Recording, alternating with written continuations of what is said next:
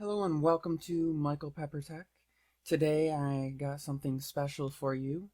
Today I'm going to be talking about a function with the Note 20 Plus here having to do with edge panels.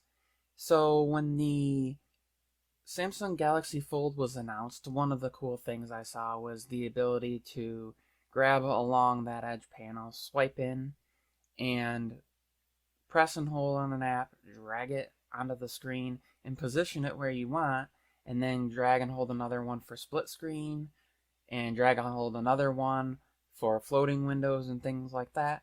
So, with the update to UI 2.5, they brought that over to other devices. So let me show you that. So I got the Note 20 Ultra here, and as you'll see there's the little handlebar here for the edge panels.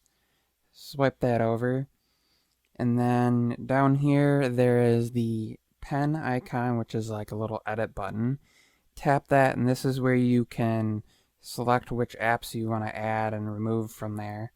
Hit up here with the 3-button menu, and you will see open in split screen view, touch and hold, or tap. And that's also where you can turn on and off the recent apps to show in there. I have it to touch and hold, which means if we go back here to the home screen, and let's say I just want to open a normal app, just a single app, like for example, let's say Twitter, I can do that, and see here we have Twitter. But then, if I want to add another app, let's say I want to send a message, I can press and hold and bring it down here, and now I have messages open as well as Twitter. I can tap this and flip them around, drag that handlebar away, and be sending messages. If you're on the home screen, you can also do something similar. Let's say I want to go into YouTube and I know I'm going to do a split screen. I can press and hold, bring that in, then come here, and let's say I want to check my YouTube Studio, or no, I want to check Instagram.